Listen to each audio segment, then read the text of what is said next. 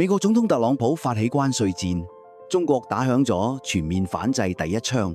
一啲比較大嘅經濟體，例如法國、加拿大、歐盟等，都對特朗普關稅表示出反對，並聲稱要採取反制措施。比如加拿大總理卡尼喺特朗普關稅生效同天就宣布，對總值356億加元嘅美國進口車徵收25%關稅，表現得好有骨氣。卡尼仲指出，加美已經回唔到從前嘅深厚關係。佢話加拿大自二戰以嚟一直仰賴以美國為主軸嘅全球貿易體系，而家已經終止咗。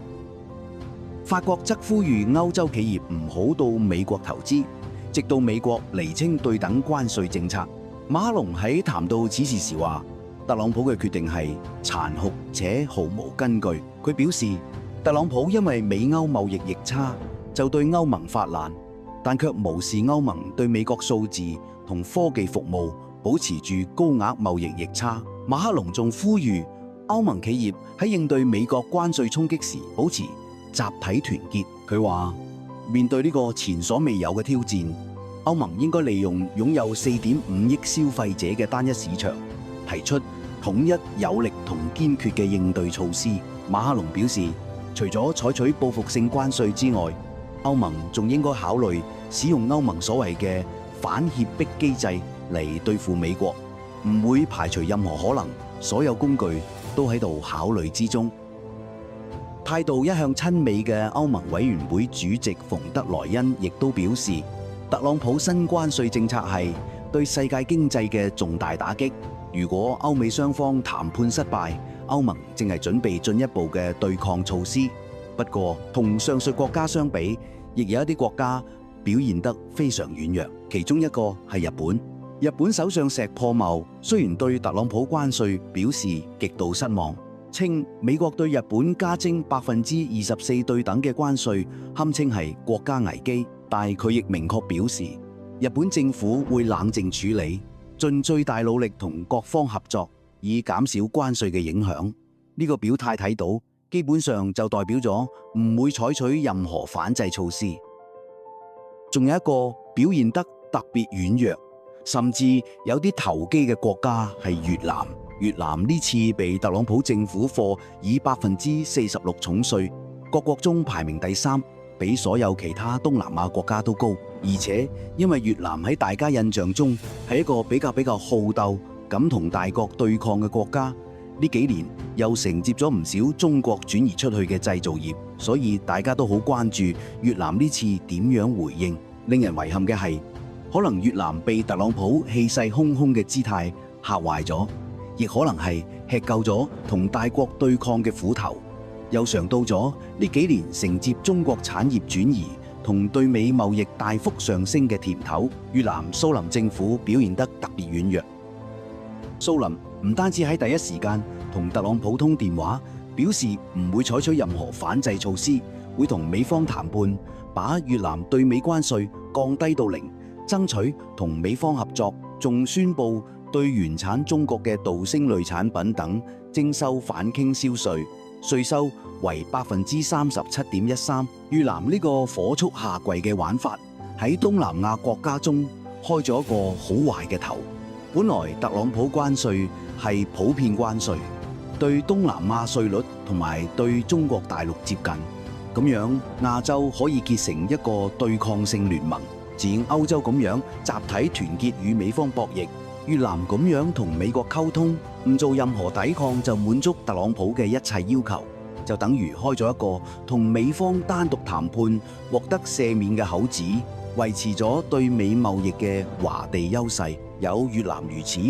唔排除其他一啲東南亞同南亞國家亦都會群起效仿，要當心佢哋為向特朗普表忠心，反過嚟對中國豎起關稅壁壘，限制從中國產品進口。呢個係中國喺正面反制美國時要注意防範嘅脆弱側翼。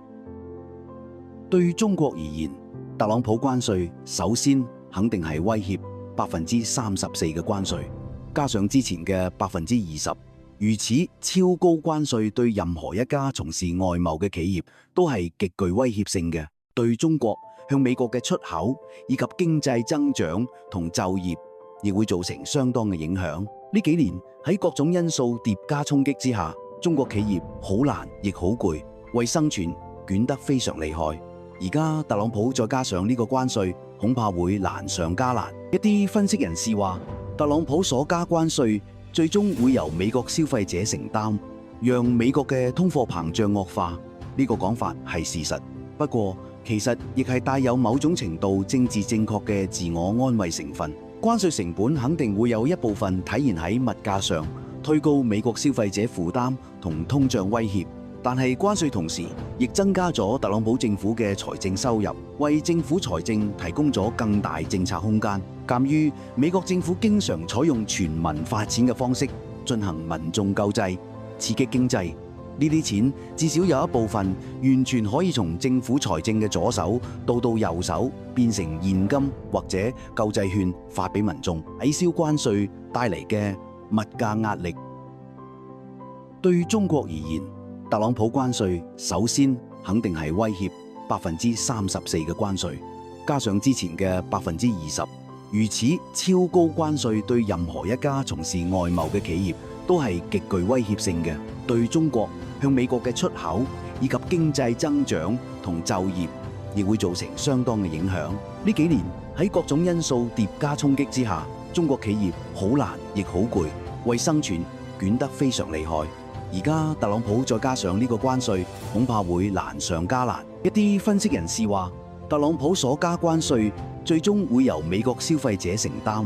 讓美國嘅通貨膨脹惡化。呢個講法係事實，不過其實亦係帶有某種程度政治正確嘅自我安慰成分。關稅成本肯定會有一部分體現喺物價上，推高美國消費者負擔同通脹威脅。但係關稅同時亦增加咗特朗普政府嘅財政收入，為政府財政提供咗更大政策空間。鑑於美國政府經常採用全民發錢嘅方式進行民眾救濟，刺激經濟，呢啲錢至少有一部分完全可以從政府財政嘅左手到右手變成現金或者救濟券發俾民眾，抵消關稅帶嚟嘅物價壓力。